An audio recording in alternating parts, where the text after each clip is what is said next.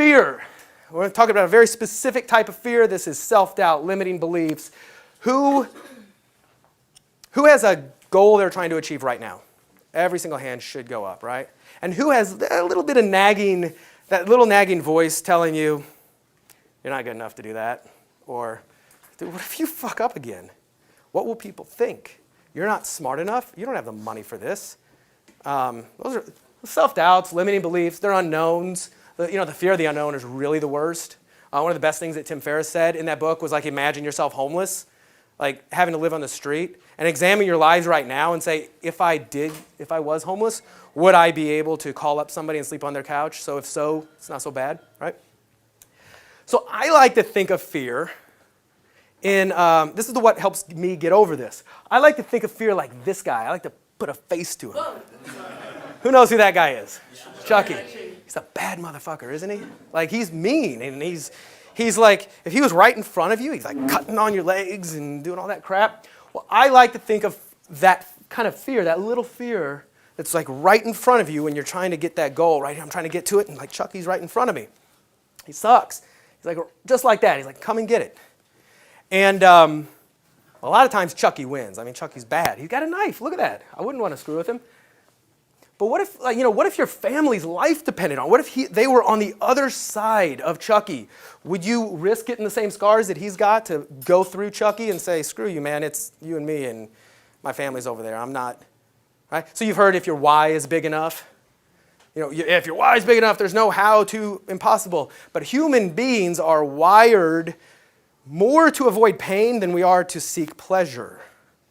That's very important to understand. So if your goal, it's a little goal, right?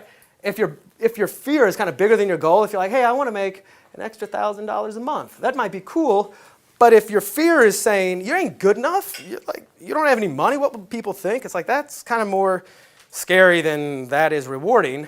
Well, what will happen is you'll fail.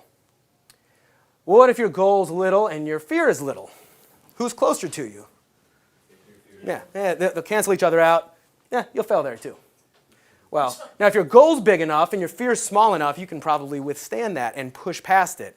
So there's a very good chance you got this. What if your fear is big and your goal's big? Depends. More than likely, you'll fail. What I'm trying to say is the odds seem stacked against you. But what if there's another secret weapon? What if, you remember this, winter is coming? What if we fight fear with a bigger fear? All right, let me explain this one. This is you, this is your goal. And this is this little shit Chucky trying to keep you from your goal. Right? I don't want to invest in myself and go to Adam's workshop because it's a lot of fucking money and I could be buying a new $7,000 jacket. That shit's cool. What will happen if you decide not to do that, and let's just say 10 years from now, hey, you're good now, yeah, you're okay in your job, but 10 years from now, there's somebody younger, hungrier, more skilled than you who wants that job, you're out of it, now you're competing with them, and now you've got a family, and you've got a bigger mortgage, and you got all that shit that every, or 99% of Americans deal with, now you're screwed. That scares me. That scares me of not being prepared. So I think of that as Freddie. 1, 2, Freddie's coming for you. All right, so Freddie's behind you, Chucky's in front of you. Which direction are you going to head? You're in a hallway. Chucky, you think if Freddie takes on Chucky, Freddie wins? One has one knife, one has 5. All right, so the way I came up with this week, I was journaling because I have some big steps that I have to take in my business and stuff I want to do, and I was scared. To this day, I'm not any different than you guys. And I was writing in my journal, I don't remember exactly what they were, but it was this, let the fear of what will they think of you, right, be conquered by the fear of what will you think of you, what will your family think of you, what if nobody thinks of you? I'd rather be like, who does this guy think he is, and just irrelevant. Right? So which one of them hurts worse? Let the fear of going to the gym or the comfort of going to the gym be conquered by the fact that if I have a child, that maybe I die earlier, maybe I look like crap to my wife and she turns off the fun, and all this other stuff. But I dial it up, and I was like, let it be. And it was this was my, this was the thing that kind of kept on running, is a repeating thing. Let it be conquered by this other bigger fear. So for me, pleasure and rewards don't motivate. I'm not as motivated as much to get an R8 as I am to not put my resume out there, right? Like thinking about that, that's uglier. It's like, all right, I'm up, Freddie's coming, I'm getting to work.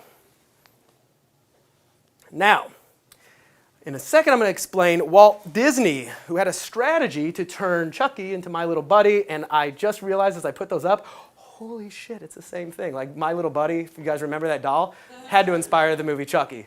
It's like, that's awesome. So there's two ways you turn Chucky into My Little Buddy, and it's with empathy and assistance. Empathy I'll explain in just 1 second. This was the genius of Walt Disney, and with assistance it simply means, God, I'm scared about this. What do I do? Adam, what do I do? Like, can you help me with this? I'm scared.